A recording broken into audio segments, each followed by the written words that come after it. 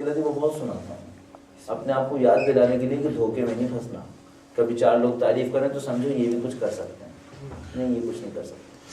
جو ہے وہ دریا لے جائے گا، یہاں کچھ نہیں. وہ ایک دفعہ ملا نصیر الدین چوراہے پہ کھڑا تھا، لوگ رش بہت زیادہ تھا. ایک آدمی نے کہا ملا رش بہت زیادہ ہے، کہنے لگا اس کو توڑنا مشکل نہیں ہے.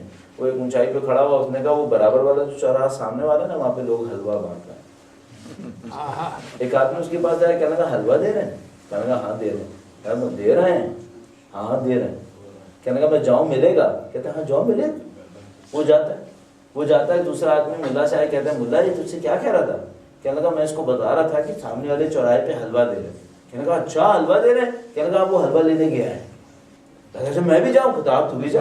وہ تیز تیز جانے لگا. ایک اور آدمی نے پوچھا بھائی یہ کیا ہوا؟ انہوں نے کہا ارے بھائی یہ لوگ حلوہ لینے جا رہے ہیں. اب اچھا حلوہ لینے جا رہے ہیں. آہستہ آہستہ لوگوں نے کھسکنا شروع کیا. جب آہستہ آہستہ کھسکنا شروع کیا تو ملا نے کہا جلدی جلدی جاؤ ختم نہ ہو جائے. اور لوگوں نے بھاگنا شروع کر دیا. اب جو لوگوں نے بھاگنا شروع کیا تھوڑی دیر میں چوراہا خالی ہو گیا. سب لوگ بھاگ گئے حلوہ لینے کے لیے.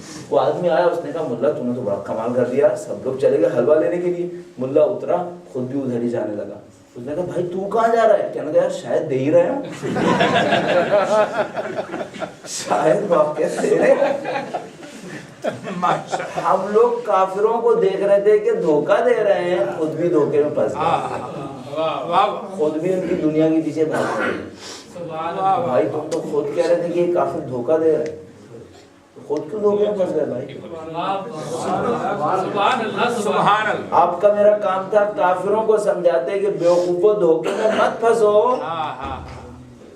خود ہی پھنس گئے. عقل کے ناخن لو بھائی. اہل بیت نے یہ نہیں سکھایا. اہل بیت نے کچھ اور سکھایا. اہل بیت نے کیا سکھایا؟ آخری جملہ ابھی ایک نعرہ لگواتا ہوں.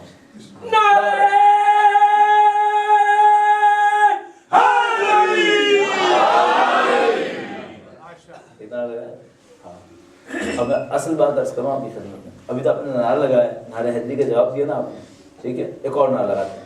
نعرہ حیدری. دو نعرے ہو گئے. اب تیسرا کل صبح فجر کے وقت لگائیے گا. امیر المومنین فجر سے پہلے جاگتے تھے. شب شہادت فجر سے ایک وقت جملہ کا ہے. شب شہادت فجر سے کہا ہے اے فجر تو شاہد رہنا، تو نے کبھی علی کو سوتے نہیں دیکھا.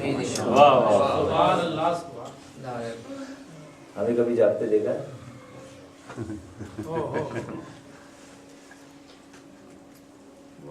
آپ نے ابھی دو نعرے حیدری لگائے نا. کل صبح فجر کے وقت اٹھیے گا، تیسرا نعرہ اس وقت لگائے گا اور مولا سے کہے گا مولا آپ سے سیکھا ہے کہ صبح صبح اٹھ کے نماز پڑھوں گی. فجر سے پہلے اٹھ کے مسجد جاتے تھے، اذان خود دیتے تھے، نماز خود پڑھاتے تھے. میں ان کا ماننے والا صبح 10 بجے ملوں، مجھ سے کیا کہیں گے؟ میں صبح سے نماز پڑھنے مسجد میں آؤں، تو کہاں تھا؟ آج بھی یہی کہیں گے تو میرا ماننے والا تو تھا کہاں؟ میں فجر سے 2 گھنٹے پہلے اٹھتا ہوں، اذان خود دیتا ہوں، مسجد میں جاتا ہوں، تو کہاں تھا؟ سمجھ آ رہی ہے؟ یہ امیر المومنین. امیر المومنین کی سیرت پہ چلنا آسان نہیں ہے. آج دن تھا مولا 8ویں مارچ کا، اور میں ذکر ہی نہیں کر سکا. اب کیا کریں؟ اب اس میں صرف اتنا کام کر لیں، آج رات کہیں یہ اصول بھی عرض کرتا چلیں، بعد میں پتہ نہیں زندگی ہے یا نہیں. ہر روز 5 منٹ خدا سے گفتگو کریں. ہر روز 5 منٹ سجدے میں جائیں، اکیلے میں کہیں بیٹھ جائیں، خدا سے گفتگو کریں. آپ کہیں گے خدا سے کیا کہیں؟ جو کہنے خدا سے کیا کہوں؟ خدا سے کہیں خدا اب تک گناہ کیے تھے، آج تیرا بندہ آیا تیرے پاس، قبول کرو. آج تک نہیں آیا تھا تیرے پاس، غلط کیا تھا. مالک تو تھا، میں کہیں اور جا رہا تھا. آپ کو اس گفتگو میں مزہ آئے گا، آپ کا دل ٹھنڈا ہو جائے گا. 5 منٹ گفتگو کریں خدا سے، جو کہنا ہے کہیں. کہ خدا میرے پر یہ مشکل پڑی، تو اس کو حل کر دے اسی طریقے. اور بندہ بنے، خدا مجھے اپنا بندہ بنائے، میں غلط کام کرتا ہوں تو ان کو صحیح کر دے، میرے اندر کچھ غلطیاں ہیں تو ان کو صحیح کر دے، میں اپنے امام کی نصرت کرنا چاہتا ہوں، میرے اندر قابلیت نہیں، مجھے قابل بنا دے۔ سب کہیں آج مولا کے نام پہ بیٹھے ہیں، کہیں پر مولا کا تذکرہ کرنے کے لیے۔ مولا دور نہیں ہے، مولا بہت نزدیک ہے، ہم نے آواز نہیں دی ہے، مولا دور نہیں ہے۔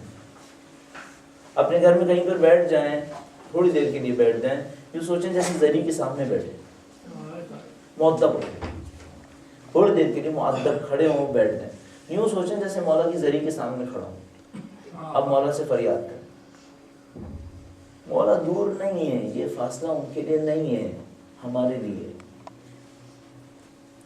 نماز میں روئیں، اب اتنے ڈھیر سارے پڑھ میں دماغ میں آ رہے ہیں، کیا کروں؟ نماز میں روئیں۔ نماز میں رونے سے کیا ہوگا؟ ہمارے پاس روایت ہے حدیث قدسی، رونا اس بات کی علامت ہے نماز کے اندر کہ میرا خدا سے رابطہ بن رہا ہے۔ اچھا میں نماز میں کیسے روں؟ آسان ترکیب بتاؤں، بہت آسان ترکیب۔ اچھا جوادی عامری نے اپنی کتاب میں اتنی ڈھیر ساری گفتگو کرنے کے بعد یہ بتائی تھی، اور مجھ جیسا جاہل کھٹ سے بتا رہا ہے، کیوں؟ وقت نہیں ہے۔ آسان سی ترکیب کیا تھی؟ انہوں نے لکھا نماز پڑھنے کو ایسے پڑھو جیسے خدا سے باتیں کر رہے ہو۔ اس کو انہوں نے لکھا تھا مناجات کرو، مت کہیں بسم اللہ الرحمن الرحیم جیسے کوئی نہیں سن رہا، نہیں، آپ نے سوچا جیسے آپ خدا سے بات کر رہے ہیں، کہہ رہے ہیں بسم اللہ الرحمن الرحیم، ایسے کر، خدا سے گفتگو کر۔ آپ کی نماز میں خود بخود گریہ آئے گا۔ گریہ اس بات کی علامت ہے نماز قبول ہو رہی ہے، البتہ دل پاکیزہ رہے گا انشاءاللہ، حب اہل بیت کے ساتھ ہے، پاکیزہ ہے انشاءاللہ۔ پہلی بات کہی تھی دعائیں ضرور کیجیے گا، ایک دوسرے سے دعا ضرور کیجیے گا، آپ کا اتحاد بڑھ جائے گا، آپ کی محبتیں بڑھ جائیں گی۔ اتحاد بڑھ گیا، محبتیں بڑھ گئیں، اتنے کام باقی ہیں دنیا کے اندر۔ ابھی میں صبح دوپہر سے ہم لوگ ادھر ادھر گھوم رہے تھے، ادھر ہی برسلز کے اندر، میں سوچا تھا یہ سب باقی ہیں جن کو ابھی امام کا نام نہیں پہنچا ہے۔ کون پہنچائے گا؟ ہم نے پہنچانا تھا، ہم خود کہیں اور مشغول ہو گئے۔ شاید ہمیں مولا یہاں پر اس لیے لائے تھے کہ یہاں کے لوگوں کو ہم ان کا نام پہنچائیں، یہاں ہم اپنے خود ویزے، کاروبار، دنیا سب میں غرق ہو گئے، ہمیں یہی نہیں یاد رہا کہ ہم نے ان کا پیغام پہنچانا تھا۔ تو یہ کیا اپنی ذمہ داری کو پہچانے، اس سے زیادہ آپ کو زحمت نہیں دوں گا۔ کبھی یاد آ جائے دوسروں کو دعا دینا، ہمیں بھی یاد کر لیجیے گا، ہم بھی آپ کو یاد رکھیں۔ دن بھر میں 25 دفعہ اللہم اغفر للمؤمنین والمؤمنات والمسلمین والمسلمات کہنا مستحب ہے۔ اس کو کہیں گے سارے بہت کچھ ہو سکے گا انشاءاللہ، اور آپ کی حفاظت فرمائے انشاءاللہ۔ اگر کوئی یہ جوان کہے، جب ساری باتیں یاد آ رہی ہیں نا، اگر کوئی جوان کہے میرے ذکر میں شیطان بہت آتا ہے، میں کیا کروں؟ میرے ذکر میں شیطان بہت آتا ہے، میں کیا کروں؟ اس سے عرض کرتے ہیں، یہ لوگ بڑے لوگ بتاتے ہیں، کہتے ہیں بسم اللہ الرحمن الرحیم لا حول ولا قوت الا باللہ العلی العظیم، یہ جملہ کثرت سے دو، پہلے طاقت بڑھے گی، ہدایت ملے گی انشاءاللہ۔ آپ دعاؤں میں یاد رکھیے گا یہ کہ ہر جگہ کے اوقات میں واقعا مزاحم ہوا، اور جو مجھے وقت ملا تھا اس سے میں نے زیادہ لے لیا۔ پاکستان میں کوشش کرتا ہوں اگر کوئی مجھے کہے 45 تو میں 40 کر دیتا ہوں، تو مجھے کوئی شوق تھوڑی ہے کہ بولوں، میں کیوں بولوں؟ میں تو کوئی 40 کہتا تو میں 35 کر دیتا ہوں، ٹھیک ہے، لیکن یہاں میں نے بڑھا دیتا ہوں، اس سے بڑھا دیتا ہوں کہ بھائی پتہ نہیں اگلی دفعہ کب ملنا ہے، کب نہیں ملنا ہے، کب نصیب ہونا ہے، کب نہیں ہونا ہے۔ زندگی کا کوئی بھروسہ نہیں، اب یہاں سے باہر نکلنے کا بھروسہ نہیں ہے، ٹھیک ہے۔ تو انسان یہ سوچتا ہے جتنا کچھ آتا ہے جلدی جلدی بتا دو، 2 آدمی بھی عمل کر گئے، اچھا سرمایہ لگے گا، ثواب بہت ملے گا۔ آپ کریں گے ثواب ہمیں مفتے کا ملے گا، بولنے کا ثواب، ٹھیک ہے۔ ہم بول چکے، اب آپ کی کرنے کی باری ہے، اللہ کرنے کی توفیق دے۔ اپنے امام کے حضور اپنے دلی عقیدت کے اظہار کے لیے، ان کے حضور یہ کہنے کے لیے کہ مولا آپ کے نوکر ہیں، آپ کے جدہ ماجدہ کے نوکر ہیں، ان کے پہلو شکستہ کے نوکر ہیں، ہمیں نوکری دے دیں، اپنا کوئی کام ہمیں دے دیں، اپنے کاموں میں ہمیں شامل کرنا، اپنے مولا کے حضور یہ التجا کرنے کے لیے 3 دفعہ پاؤں سے بلند درود بھیجیں، محمد و آل محمد۔